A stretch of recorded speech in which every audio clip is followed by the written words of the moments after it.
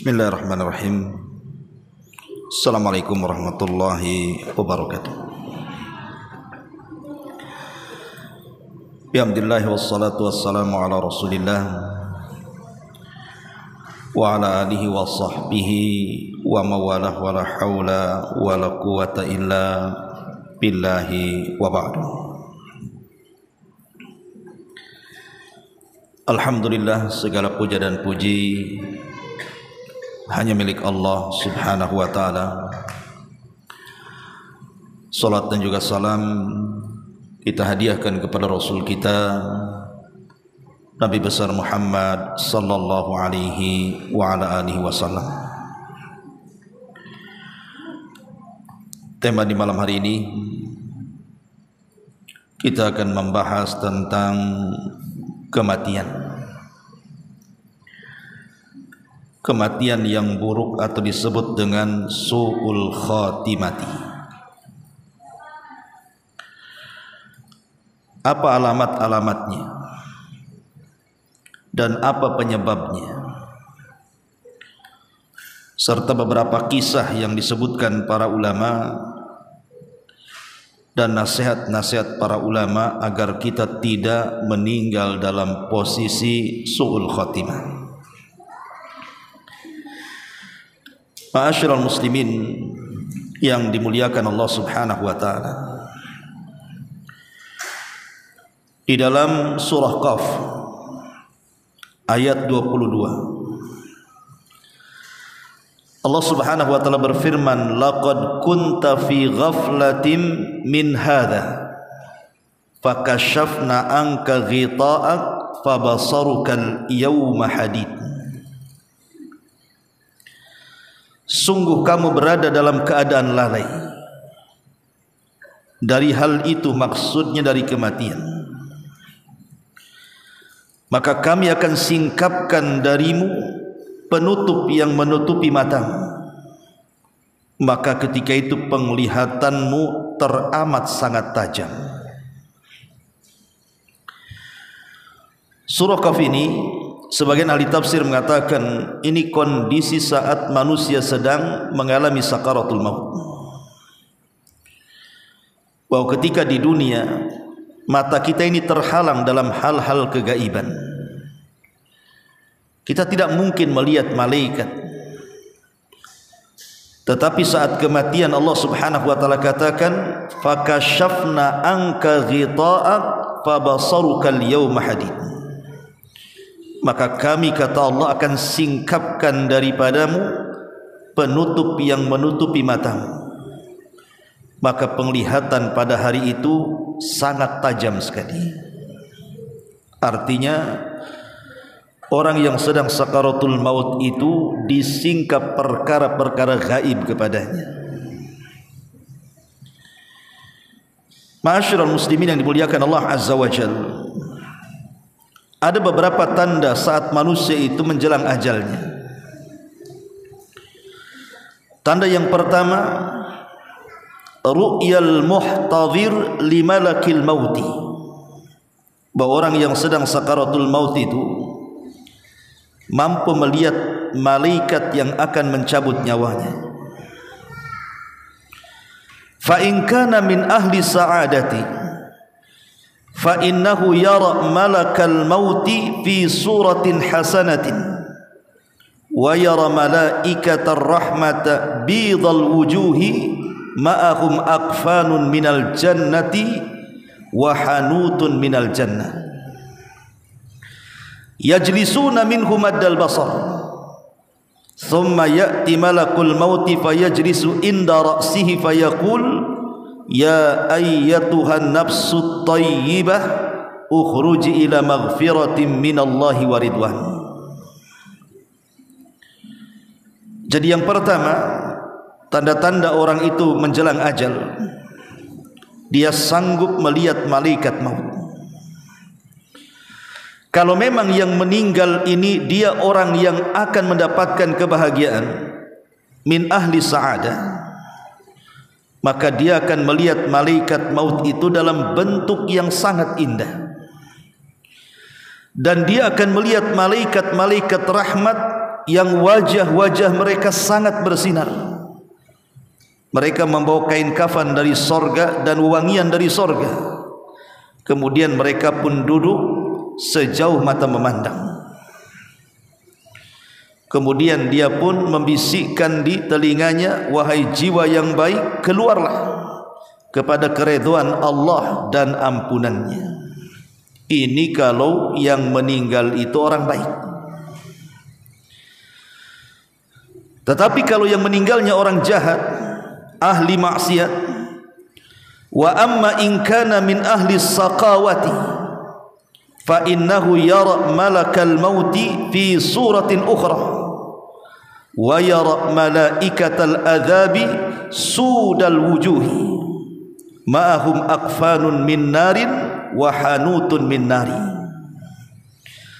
thumma ya'ti malakul mauti wa yajlisu inda ra'si wa yubashshiruhu bi sakhatillahi wa ghadabi fayaqul ukhruji ayyatuhan nafsul khabithah abshiri bi sakhatin minallahi wa ghadabi. Adapun kalau yang meninggal ini bukan orang baik, ahli maksiat, banyak melakukan kejahatan, maka dia akan melihat malaikat maut itu dalam bentuk yang lain, dalam bentuk yang menakutkan, dan dia melihat malaikat azab dengan wajah yang hitam seram. Kemudian mereka membawa kain kafan dari neraka dan bau busuk dari neraka. Kemudian malaikat pencabut nyawa akan duduk di samping kepalanya dan akan menghabar gembirakan dengan kemurkaan Allah dan kemarahannya, seraya mengatakan, wahai jiwa yang buruk, keluarlah kepada kemarahan Allah dan murkanya. Begitulah gambaran orang-orang yang sedang sakaratul maut. Fakashafna anka ghita'aka al-yawm fabasaruhu yawma hadid. Di mana Allah Subhanahu wa taala mengatakan, maka kami singkapkan darimu penghalang-penghalang, di mana fabasaruka al-yawma hadid, matamu pada hari itu sangat tajam, mampu menyingkap tabir-tabir kegaiban. Ma'asyiral muslimin yang dimuliakan Allah Subhanahu wa taala, ketika orang yang diperlihatkan malakul maut, apakah dia orang baik ataupun orang jahat, maka marhalah yang kedua, maka dia tiba-tiba adamul muqawamati wal istislamu lil yakin, maka dia akan hilang kekuatannya, kemudian pasrah apapun yang akan diperbuat oleh malaikat pencabut nyawa itu. Ma'asyiral muslimin yang dimuliakan Allah Azza wa Jalla, bahkan dia mendengar tapi tidak bisa bicara. Dia ingin bicara tapi tidak bisa. Bahkan dia tidak bisa membantah. Dan ketika itulah dia merasakan sakarat. Sakarat itu artinya rasa sakit saat kematian yang tidak ada yang tahu rasanya kecuali Allah Subhanahu wa taala. Karena setiap orang mati itu ada sakaratnya. Sebagaimana Nabi sallallahu alaihi wasallam mengatakan, ala lil mauti la sakarat. Ketahuilah dalam kematian itu ada sakarat. Ada rasa sakit yang luar biasa. Rasa sakit ini kalau diderita oleh seorang mukmin, boleh jadi sebagai penggugur terakhir dosa dia. Tapi kalau rasa sakit ini dirasakan oleh ahli maksiat, maka boleh jadi itu muqaddimah azab bagi dia. Maka setelah kemudian roh dicabut dan dimulai dari jari jemari kaki, kemudian naik ke atas sampai di tenggorokan. Ini kalau nyawa sudah di tenggorokan, mustahil akan kembali ke badan. Karena Allah Subhanahu wa taala mengatakan, hatta idza balagatit taraqi wa qila man rah. Nyawa itu kalau sudah sampai di tenggorokan, qila man rah, siapa yang bisa meruqyah dia, mengembalikan ruh ke dalam jasadnya? Tidak ada yang bisa mengobati dia. Makanya saat itulah kenapa kemudian Allah menutup pintu tobat bagi dia. Karena kalau ruh sudah di tenggorokan mustahil akan hidup lagi. Nabi SAW mengatakan, innallaha yaqbalu taubata abdin ma lam yugharghir. Allah itu masih menerima taubat seorang hamba sebelum nyawa di kerongkongan. Ma'asyiral muslimin yang dimuliakan Allah Azza wa Jalla. Kemudian setelah malaikat maut mengeluarkan ruhnya, dan dalam hadis yang panjang, hadis Bara bin Azib radhiyallahu anhu, Nabi mempermisalkan dengan dua perkara. Kalau kematian seorang mukmin itu seperti air yang menetes terakhir dalam mulut teko. Jadi kalau seandainya ada teko tuh, kan teko itu kan ada mulutnya. Kalau seandainya air itu memenuhi teko kemudian kita tuangkan, tentu airnya akan deras keluar. Tapi kalau dalam teko itu air tinggal satu tetes, kemudian kita tuangkan, maka air itu akan berjalan dengan pelan sampai tergantung di mulut teko. Itulah permisalan kematian seorang mukmin, pelan-pelan tapi pasti. Tapi kematian seorang kafir, Nabi SAW mempermisalkan kasafud. Safud itu seperti pisau bengkok, cerulit bahasa kitanya, yang dimasukkan kepada bulu-bulu kambing wol, kemudian disiram dan bulu-bulu itu menempel di safud tadi, kemudian ditarik dengan paksa. Apa yang terjadi? Bisa merontokkan bulu-bulu wol itu. Itulah yang dirasakan kalau dia orang kafir. Maka kematian saat dicabut roh itu seperti itu, meretakkan seluruh persendian dan pertulangan dia, dan dia akan merasakan sakit yang tidak ada yang tahu kecuali Allah Azza wa Jalla. Ma'asyiral muslimin yang dimuliakan Allah Azza wa Jalla. Adapun alamat kalau dia sudah meninggal, pertama lihat matanya. Kalau ada orang yang meninggal, umpamanya antum ini berdua, kemudian melihat ada orang yang tergeletak di jalan, entah kecelakaan entah apa, perhatikan matanya. Kalau matanya terbelalak ke atas, berarti dia sudah mati. Kalau matanya melotot ke atas, berarti orang ini sudah mati. Karena Nabi SAW yang mengatakan, innar ruha idza qubidha tabi'ahul basar. Ruh ini kalau dicabut, maka mata pandangannya akan mengikutinya. Makanya setiap orang mati itu pasti melotot tuh matanya. Makanya disunahkan untuk ditutup supaya tidak menakuti orang. Jadi kalau sudah melotot ke atas, ini sudah mati orang ini. Kemudian ciri yang kedua, inhiraful anfi anil yamin wasyimal, atau hidungnya seolah-olah tidak ada tulang lagi. Mungkin dia miring ke kanan, miring ke kiri. Kalau kita masih hidup, masih mancung kan, mau ditarik ke kanan pun tetap dia ke tengah lagi. Tapi kalau seorang mati, umpamanya antum hidungnya dibelokkan ke kanan, dia akan belok dia, atau ke kiri, ya ke kiri terus dia, karena sudah tidak ada lagi rohnya. Lihat orang mati itu ya, kalau antum periksa ada orang kecelakaan, lihat matanya. Habis itu antum dorong hidungnya, kok dia ke sebelah kiri saja, sudah mati itu ya. Ataupun yang ketiga, burudatul jismi ammatan, dingin dari atas kepala sampai kaki. Jadi badannya itu menjadi dingin dari atas kepala sampai kaki.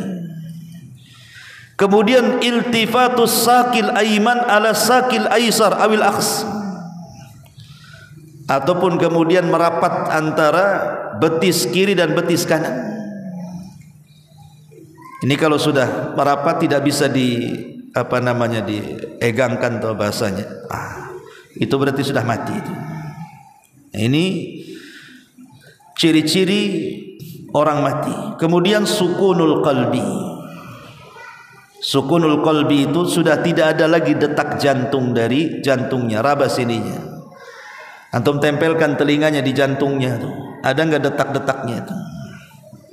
Ya, ini memastikan bahwa ini orang ini mati. Matanya terbelalak, kemudian hidungnya bisa jatuh ke kiri atau ke kanan, kemudian betisnya merapat, kemudian merasa dingin dari atas kepala sampai kaki, kemudian berhenti detak jantungnya. Ini mendeteksi orang mati namanya, ya. Ma'asyiral muslimin yang dimuliakan Allah Azza wa Jalla. Lalu apa yang antum harus lakukan? Pertama, ighmadul ainaihi, segera tutup matanya. Diginikan, tutup matanya biar dia jangan terbelalak lagi.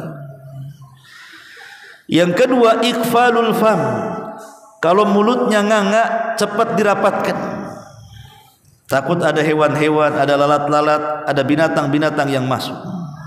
Kita harus menghormati orang yang mati sebagaimana kita hormati orang hidup. Kemudian juga taghtiyatul jismi, tutup badannya. Mungkin kalau sekarang kan ada kain jarik, ditutup badannya. Kemudian juga al-israfi tajhizihi, kalau memang memungkinkan segera buat fardu kifayah, segerakan.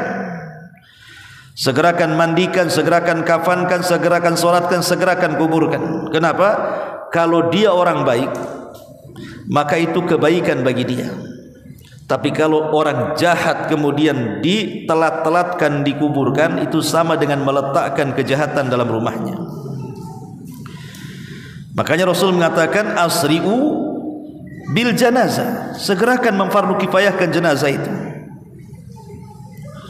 Ma'asyiral muslimin yang dimuliakan Allah Azza wa Jalla. Kemudian juga talyinul mafasid, berusaha untuk melembutkan persendian-persendiannya dengan cara apa? Ya dengan cara dimandikan tadi. Makanya kalau bisa, kalau orang baru mati itu dimandikan biasanya enak. Kenapa? Karena masih lentur. Tapi si jasad ini kalau sudah semalam itu dia tegang dia. Sehingga kadang-kadang kita ini mau menggerakkan tangan saja kaku tuh. Sehingga akan sulit pemandian. Makanya minimalnya jenazah itu kalau sudah meninggal, kenapa harus menunggu saudaranya kadang-kadang 1 hari 1 malam?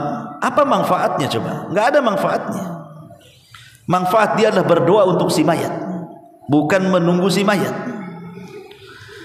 Ma'asyiral muslimin yang dimuliakan Allah Azza wa Jalla, baru setelah kemudian selesai dimandikan, selesai dikafankan, disolatkan, kemudian dikuburkan, maka tanya apakah si mayat ini punya hutang. Tanya kepada keluarganya, punya hutang kepada Allah atau tidak. Mungkin dia pernah jima di bulan Ramadan siang-siang hari sehingga dia kena kafarah, atau pernah bernazar, atau pernah berwasiat, karena hutang kepada Allah lebih berhak dibayar dibandingkan hutang kepada makhluk. Kalau tidak ada hutang dengan Allah, hutang dengan makhluk, tanyakan pernah pinjam uang tidak? Kalau pernah, kembalikan dari harta warisnya. Dari harta warisnya ya, sebelum dibagi menjadi ahli waris, keluarkan untuk acara jenazah, entah beli kubur, beli kafan, dan begitu seterusnya. Lah ini diantara adab setelah kematian. Ma'asyiral muslimin yang dimuliakan Allah Azza wa Jalla. Adapun alamat orang ini dikatakan mati baik secara singkat disebutkan di dalam hadis Muadz bin Jabal radhiyallahu anhu. Nabi SAW mengatakan, man kana akhiru kalamihi la ilaha illallah dakhala al-jannah. Siapa yang akhir ucapannya kalimat la ilaha illallah, maka dijamin masuk surga. Berarti tanda-tanda husnul khatimah, dia bisa mengucapkan kalimatut tauhid saat kematiannya. Kemudian hadis yang kedua, Nabi SAW mengatakan mautul mu'min bi arakil jabin. Kematian seorang mukmin itu ada keringat di dahinya walaupun di musim dingin. Kalau nampak ada keringat di dahi sini, berarti ini mati baik. Ini husnul khatimah. Kemudian yang ketiga, Nabi SAW mengatakan dalam hadis Abdullah bin Amr bin As radhiyallahu an, ma min muslim yamutu yaumal jum'ati aw lailatal jum'ati illa waqahu Allahu fitnatal qabri. Tidaklah seorang mukmin meninggal dunia pada hari Jumat atau di malam Jumat kecuali Allah akan hindarkan dari fitnah kubur. dengan catatan orang yang mati di hari Jumat dan malam Jumat itu memang dia orang yang taat, orang yang baik. Tapi kalau lagi minum matinya Jumat, ya ndak husnul khotimah. Jadi para ulama mengatakan dengan catatan dia orang baik, Allah pilihkan hari kematiannya hari Jumat, maka Allah akan hindarkan dari fitnah kubur. Kemudian yang keempat, yamutu ala ta'atin min ta'atillah. Dia meninggal sedang melaksanakan ketaatan dari ketaatan Allah. Mungkin lagi salat dia meninggal, lagi puasa dia meninggal, lagi baca Quran dia meninggal, lagi haji dia meninggal, lagi umrah dia meninggal, dan begitu seterusnya. Karena Nabi SAW ketika melihat ada seorang sahabat yang jatuh dari tunggangan untanya saat tawaf, maka Nabi SAW mengatakan, kuburkan dia dengan kain ihramnya, karena dia akan dibangkitkan di hadapan Allah mulabbiyan, dengan mengucapkan labbaik Allahumma labbaik.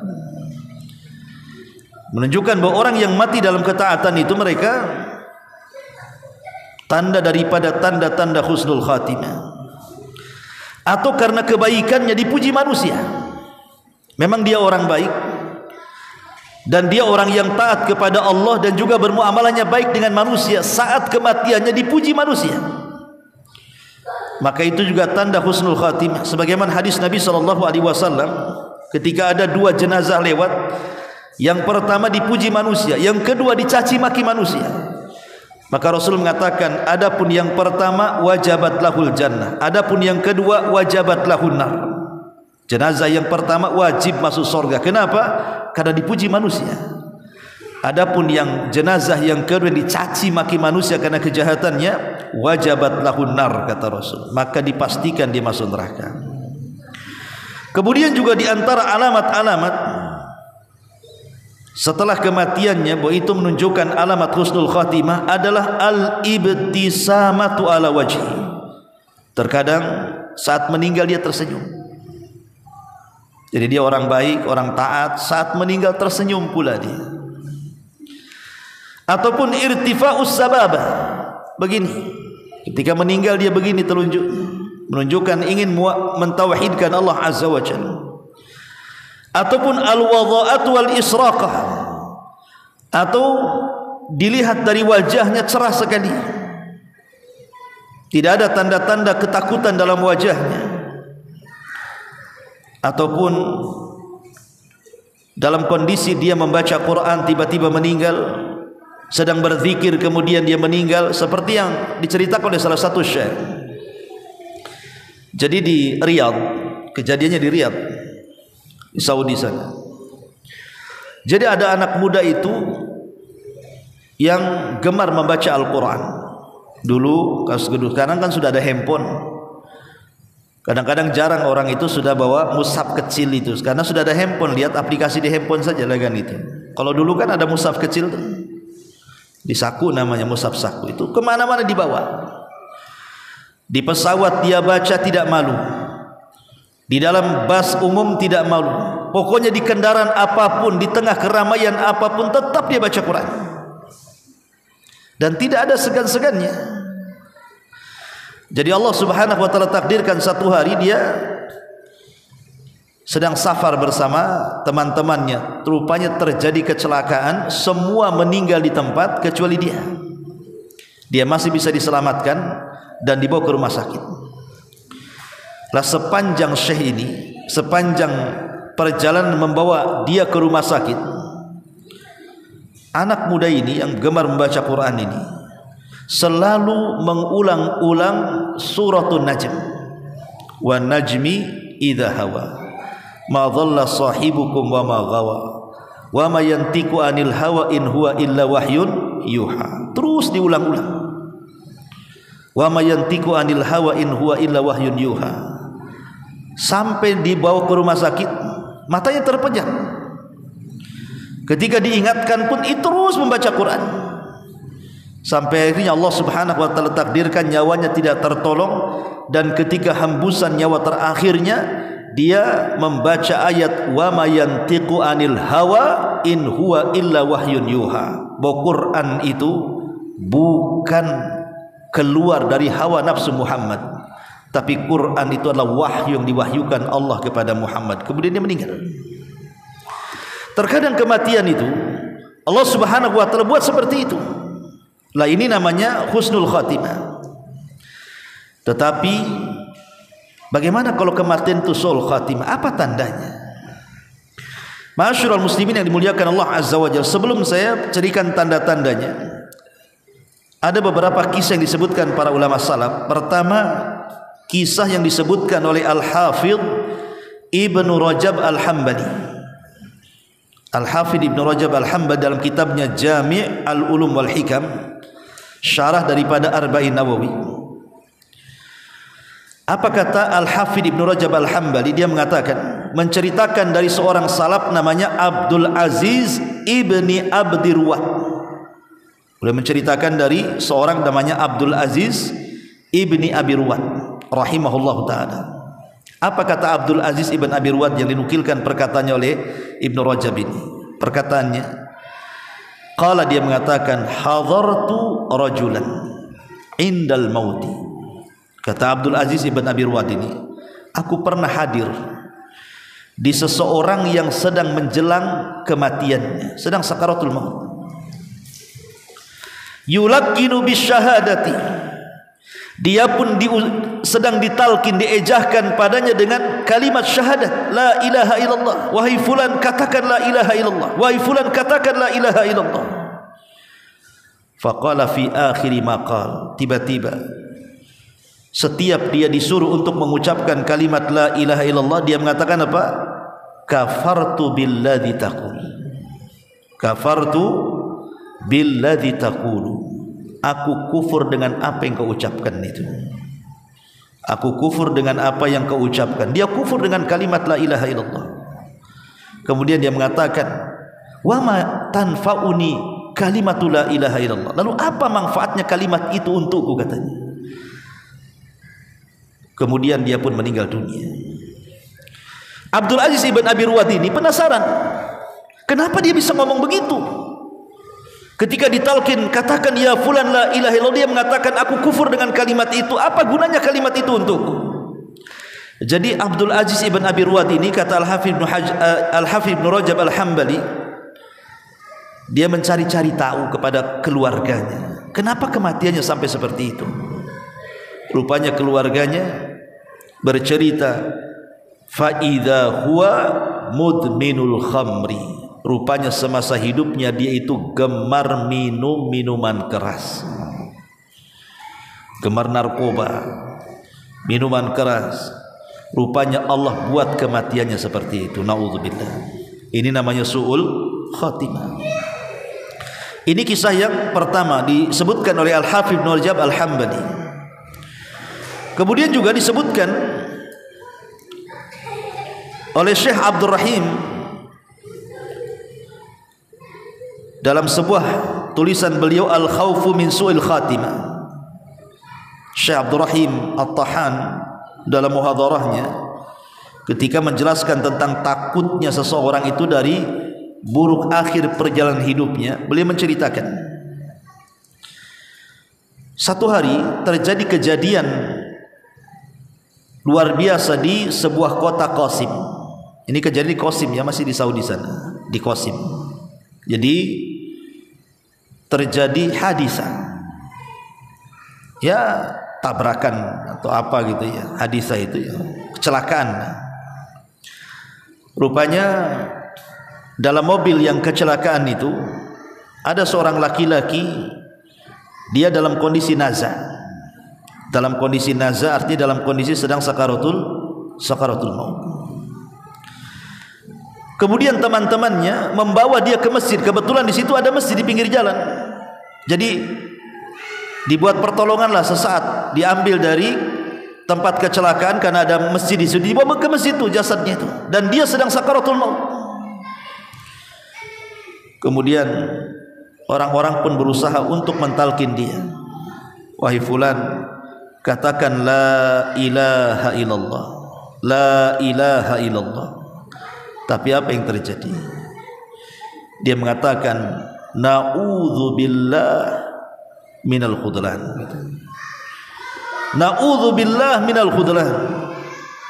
Aku berlindung kepada Allah dari kehinaan dengan mengucapkan kalimat itu, katanya. Dia berlindung kepada Allah, tidak mau mengucapkan kalimat itu karena kalimat itu kehinaan bagi dia. Na'udzubillah, ikhwan. Kita berlindung itu dari setan. Masa berlindung kepada Allah dari tauhid? Akhirnya kemudian orang-orang menggali-gali, kenapa orang ini sampai seperti itu? Menolak tauhid saat ditalkinkan detik-detik sakaratul maut itu. Rupanya dia orang yang ya tadi hubbus sukara, suka mabuk. Ya, orang yang suka mabuk, jadi ngelantur dia akhirnya jawabannya itu. Itulah bagaimana ahli maksiat, naudzubillah, sampai seperti itu. Bahkan juga disebutkan oleh beberapa ulama, ada seseorang itu subhanallah dalam kehidupannya itu dia ahli puasa. Rajulun kathiru as-saumi. Orang ini banyak puasa. Kalau tadi kan ahli maksiat tuh. Yang ini ahli puasa. Bahkan bukan puasa, ibadah-ibadah yang lain pun dia lakukan. Salat malam, membaca Quran, pokoknya ahli ibadah lah orang ini. Tetapi Allah Subhanahu wa taala takdirkan banyak ujian menimpa dia. Diberinya sakit yang berkepanjangan sehingga dia harus menderita yang lama. Sampai akhirnya kematiannya menjemput dia karena sakitnya bertahun. Padahal dia ahli ibadah semasa sehatnya, ahli puasa, ahli sholat gitu. Tapi Allah uji sebelum kematiannya ditimpa penyakit sehingga lama terbaring dia. Saat detik wafatnya, kemudian orang-orang pun berusaha untuk mentalkin dia dengan kalimat la ilaha illallah. Katakan ya fulan kalimat la ilaha illallah. Apa kata dia? Ayu syai'in fi hadzal ibtila minal ma'na. In kana mautan fayujawwazu wa amma ta'dzib fa ayu syai'in maqsudu minhu thumma halak. Dia mengatakan pada awalnya falau a'tanil firdausu falau a'tani firdausu ma waffa bima yajri alayya. Awalnya dia mengatakan seperti ini, sekiranya dengan kematianku ini Allah hadiahkan aku dengan sorga firdaus, katanya, ini enggak sebanding dengan penderitaan yang aku derita. Lalu apa maksudnya Allah Subhanahu wa taala memberikan penderitaan itu kepadaku? Apa manfaatnya? Jadi setelah dia ngomel-ngomel seperti itu, seolah-olah menolak qada dan qadar Allah, akhirnya dia meninggal dunia. Meninggal dunia dalam kondisi menolak takdir Allah Subhanahu wa taala. Naudzubillah. Padahal dia ahli ibadah sebelumnya. Terkadang ikhwatu fiddin, kita tidak tahu akhir kehidupan kita seperti apa, karena Rasul yang mengatakan al-a'mal bi khawatimiha, amal itu ditentukan akhirnya. Terkadang awalnya baik, rupanya akhirnya pula jelek.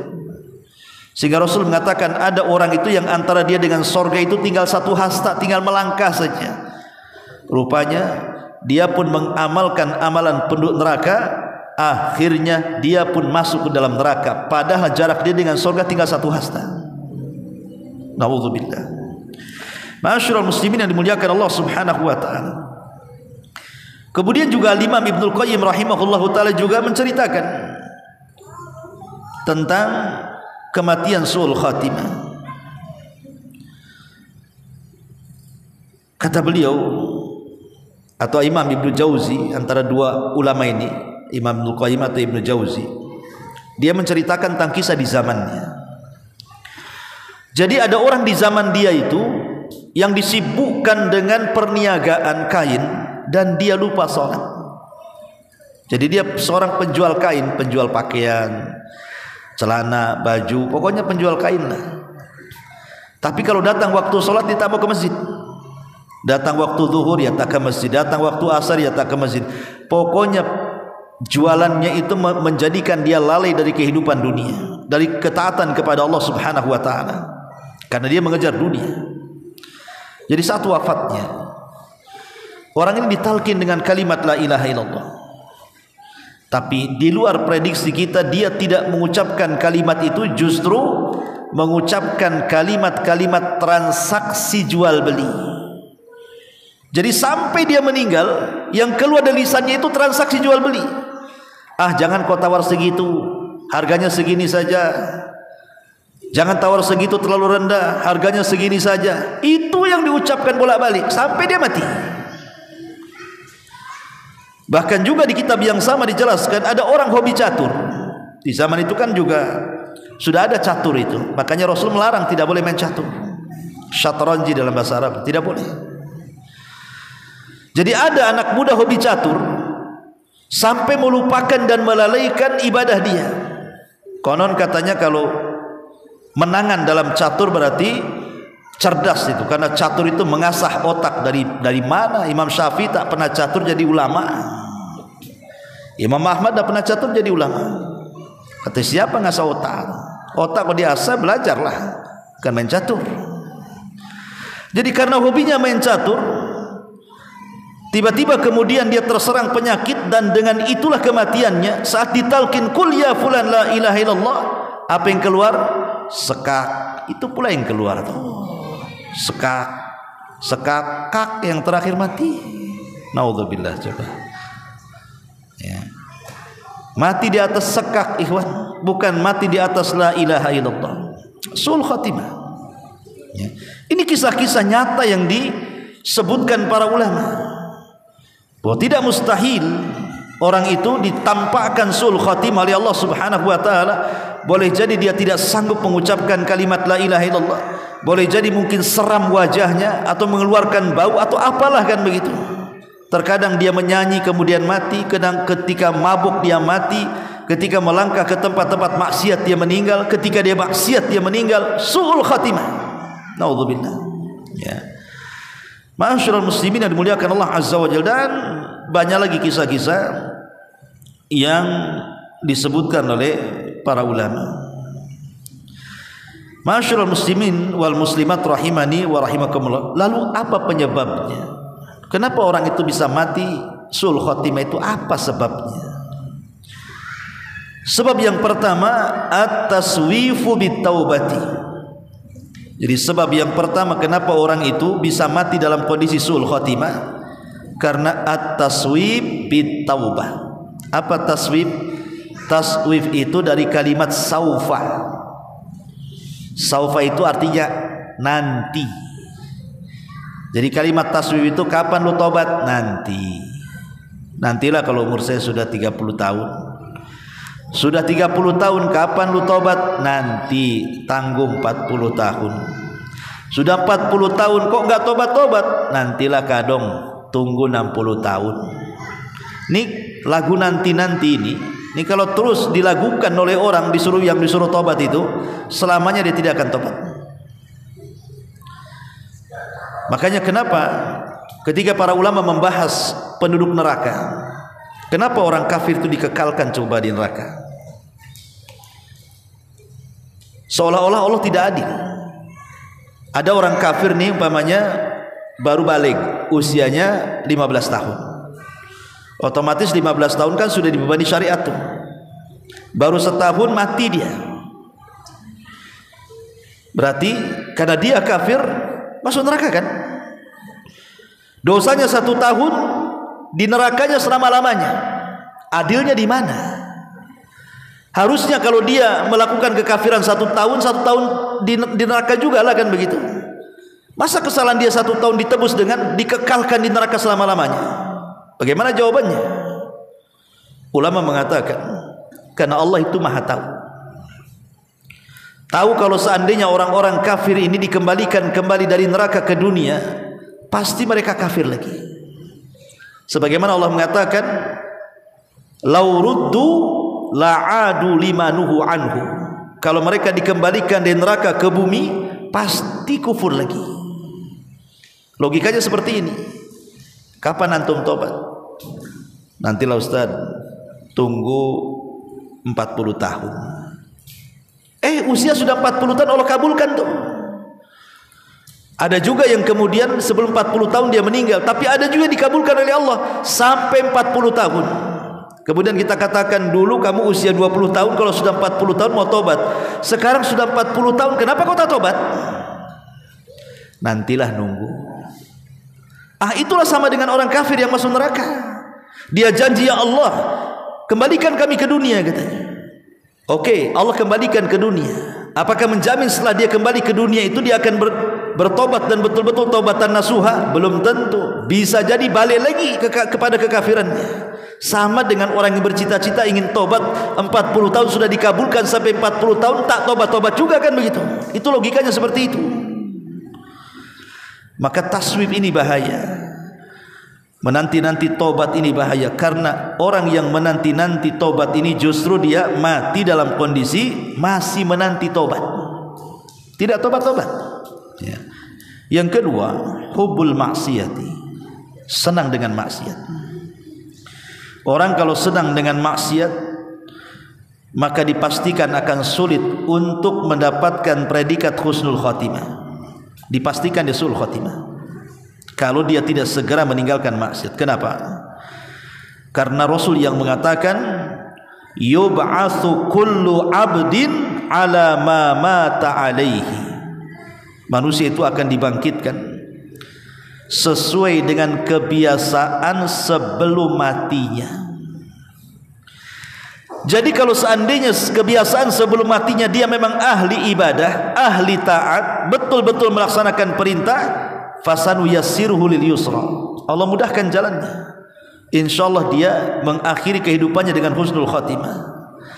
Tapi kalau kebiasaan hidupnya itu maksiat sana sini, maka dipastikan fasanu yassiruhu lil usra, bukan jalan mudah yang Allah mudahkan, jalan sulit Allah sulitkan lagi. Bisa jadi diakhiri dengan kematiannya. Karena ada istilah bahwa orang meninggal itu sesuai dengan kebiasaan hidupnya. Kalau kebiasaan hidupnya ahli maksiat, maka mati di atas maksiat. Kalau kebiasaan hidupnya taat, maka mati di atas kemaksiat, di atas ketaatan kepada Allah Subhanahu wa taala. Begitulah kata para ulama. Dan ketika manusia dibangkitkan juga seperti itu. Ini yang kedua. Yang ketiga, fasadul mu'taqad, rusaknya akidah. Rusaknya akidah. Saya baru lihat YouTube. Isinya apa? Isinya Islam Pancasila. Kami memilih Islam Pancasila karena kami tidak seperti Islam yang lain yang mengejar sorga. Justru kami menolak sorga, katanya. Dia tolak sorga. Lihat di YouTube. Di tengah-tengah orang mengejar sorga, kami Islam Pancasila, katanya, kami justru menolak sorga. Karena kami hanya menginginkan apa? Keredoan atau apa istilahnya. Kami tidak menginginkan sorga dalam beramal. Ikhwan, bagaimana tidak mengharap sorga? Nabi SAW yang mengatakan, idza sa'altumullaha fas'alul firdausa fa innahu a'lal jannah wa fawqahu arsyur rahman. Apabila engkau meminta sorga, mintalah sorga yang paling tinggi, sorga Firdaus. Hadis ini menunjukkan apa? Kita disuruh minta sorga. Kita disuruh minta sorga, mengharap supaya kita masuk sorga. Bagaimana kemudian dia menolak sorga, kan gitu? Karena kami ini ibadah bukan mengharap sorga. Ya betul, memang ibadah kita mengharap Allah. Tapi Allah sendiri yang memerintahkan kita untuk dalam ibadah itu juga ada harapan mendapatkan sorga. Sebagaimana Allah cantumkan sendiri dalam Quran kisah siapa? Asiyah bintu Muzahim, istri Fir'aun. Saat dia dilemparkan oleh Fir'aun dari ketinggian kemudian mati, sebelum mati apa yang dikehendaki Asiyah bintu Muzahim dalam itu di Quran itu? Dia mengatakan apa? Rabbibnili indaka baitan fil jannah wa najjini min fir'auna wa amali wa najjini minal qaumidz zalimin. Ini ucapan istri Fir'aun. Dia mengatakan, ya Rabb kami, enggak masalah, aku korbankan semua, aku siap mati, tapi tolong bangunkan istana di sisimu di sorga. Jadi Al-Quran menghikayatkan tentang kisah Asiyah bintu Muzaim meminta istana di sorga. Kok kita tidak boleh minta sorga? Bukankah doa yang diajarkan Nabi SAW apa? Allahumma inas'alukal jannah. Ya Allah, kami meminta sorga. Kalau seandainya kita mengucapkan kalimat itu, maka sorga akan bicara, ya Allah, masukkan orang ini kepadaku. Sebagaimana kalau kita mengatakan, wa na'udzubika minan nar, aku berlindung kepadamu ya Allah dari neraka, maka neraka akan bicara, ya Allah, jauhkan orang ini dariku, katanya. Cuman orang tak minta sorga ini? Ini ajaran apa sebenarnya? Ma'asyiral muslimin yang dimuliakan Allah Subhanahu wa taala, belum lagi ada orang yang bersalawat di gereja. Coba, ceramah di gereja, sholawatan di gereja, baca Quran di gereja, macam-macam. Makin kesini tuh makin aneh ajaran-ajarannya. Kalau memang itu atas nama toleransi, Islam loh dengan tegas mengatakan lakum dinukum waliyadin. Kurang apa konsep ini? Agama kalian yakini dengan kalian, agama kami yakini. Ngapain dicampur adukan kayak rujak petis dan apa, nyampur adu di situ? Ini liberal namanya. Islam tidak pernah mengenal liberal. Islam itu adalah mentauhidkan Allah, hanya satu-satunya agama yang benar itu Islam. Tidak ada di luar Islam itu benar. Itulah ajaran yang benar. Mana dalilnya? Inna dina indallahil Islam. Wa man yabtaghi ghairal islami dinan falan yuqbala minhu wa huwa fil akhirati minal khasirin. Satu-satunya agama yang diridhai Allah itu Islam. Siapa yang mencari agama selain Islam, selain tertolak, rugi dia. Kurang tegas gimana sampai Rasul mengatakan, tidak ada satupun Yahudi ataupun Nasrani yang mendengar kedatanganku kemudian tidak beriman kepadaku, illa kecuali dia akan masuk ke dalam jahanam. Pasyrol, dan banyak dalil Quran dan Sunnah yang menunjukkan bahwa tidak semua agama itu benar. Yang benar itu cuma Islam. Karena ada orang yang mengatakan semua agama benar. Agama itu bagaikan jalan. Banyak jalan menuju Roma. Nanti juga kalau jalan dari sini sana sini, intinya sampai di Roma, katanya. Nanti juga begitu. Mungkin kamu dengan cara seperti ini, agama ini menuju sorga, yang ini dengan cara ini menuju sorga, yang ini dengan cara ini menuju, nanti sama-sama ketemu di sorga kok, katanya. La ilaha illallah. Beda kita dengan Nasrani, beda kita dengan Yahudi. Kita ini agama tauhid. Nasrani menuhankan Isa, menganggap Isa Tuhan, menganggap Isa satu di antara tiga Tuhan, dan menganggap Isa adalah anak Tuhan. Macam mana mau disamakan? Yahudi mengatakan Uzair anak Allah. Tidak ada itu. Maka ketika rusak akidah, kemudian dia meninggal su'ul khatimah. Maka ini ciri-cirinya. Ketika fasadul mu'taqad, keyakinan rusak, maka kalau dia meninggal, maka dia meninggal di atas su'ul khatimah. Ya. Masyarul muslimin yang dimuliakan Allah Azza wa Jalla, Islam itu cuma satu. Tidak ada Islam Pancasila. Nanti Islam NKRI lagi, apalagi nanti sebutannya. Islam ya Islam, selesai. Dan Islam mengatur bagaimana kita harus NKRI. Sudah ada ajarannya dalam Quran, dalam Sunnah itu. Kita tidak boleh memberontak, kita harus taat, dan begitu seterusnya. Sudah diatur semuanya.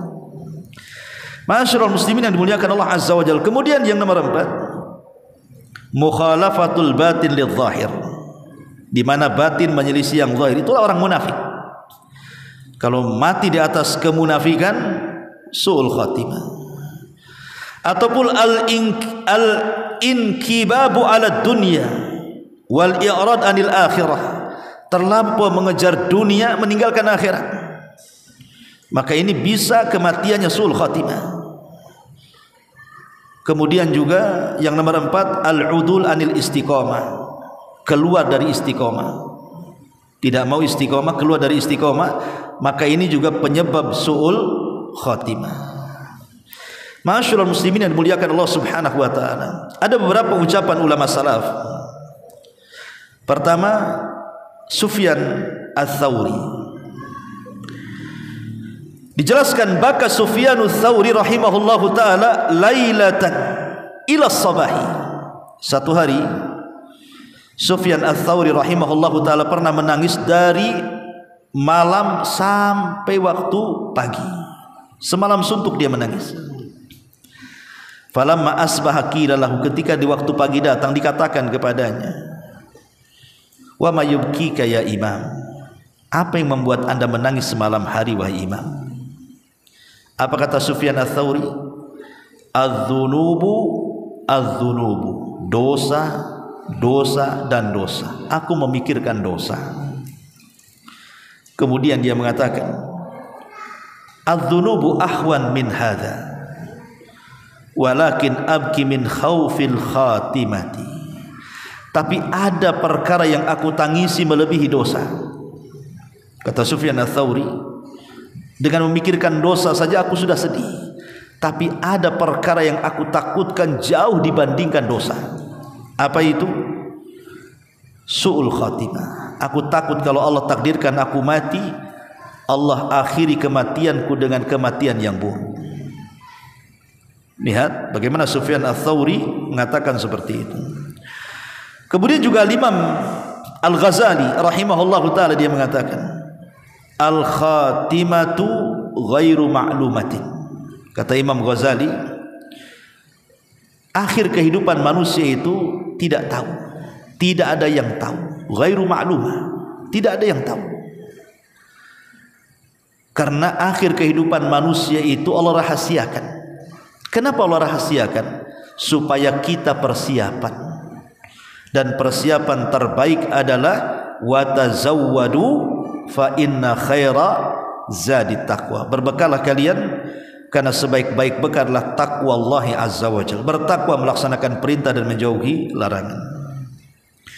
Kemudian juga Al-Hafidz Ibnu Al-Jauzi rahimahullah taala mengatakan, lin nufusil khirati alamat. Salah satunya dia mengatakan al-ihtiqaru lil amal. Salah satu penyebab orang itu su'ul khatimah ketika dia meremehkan untuk melakukan amal saleh.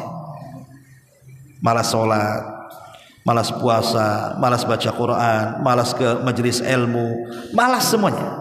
Ya, ihtiqar, meremehkan untuk beramal saleh. Ini juga salah satu pertanda su'ul khatimah. Kemudian juga Syekh Shalih Al-Fauzan hafizahullah tadi mengatakan al-a'mal bi khawatim. Amal itu ditentukan akhirnya. Fa innal insan la yaghtar bi amalihi wa in kana min aslahis salihin. Kata Syekh Shalih Fauzan, maka manusia jangan pernah bangga diri walaupun dia merasa paling soleh di antara semua orang soleh. Jangan sombong dengan amal soleh. Makanya ada istilah para ulama, buka'u al-mudhnib, tangisan orang-orang yang berbuat dosa karena menyesal dosanya, itu lebih baik min i'jab, daripada orang yang i'jab. I'jab itu artinya ta'ajub bi amalihi, dengan amalnya. Jadi orang yang melakukan dosa kemudian dia menangis karena menyesal, jauh lebih baik dibandingkan orang yang beramal soleh sepanjang hayatnya tapi dia ujub. Makanya Syekh Shalih Fauzan mengatakan apa? La yaghtar bi amalihi wa in kana min aslahi salihin. Jangan tertipu dengan amal soleh walaupun dia termasuk sesoleh-solehnya orang soleh. Bal yakhafu min su'il akibah. Kata Syekh Shalih Fauzan, bahkan dia harus takut Allah akhiri dengan akhir yang tidak baik. Ma'asyiral muslimin yang dimuliakan Allah Subhanahu wa taala. Dan banyak lagi perkataan para ulama supaya kita kembali untuk istiqomah dan tidak meninggal dalam kondisi su'ul khatimah. Mudah-mudahan kita diberikan oleh Allah Azza wa Jalla keistiqomahan dan kita diwafatkan dalam kondisi husnul khatimah. Wallahu a'lam. Ini yang bisa sampaikan. Subhanaka bihamdika asyhadu an la ilaha illa anta astaghfiruka wa atubu ilaik. Allahu taala alam. Assalamualaikum warahmatullahi wabarakatuh.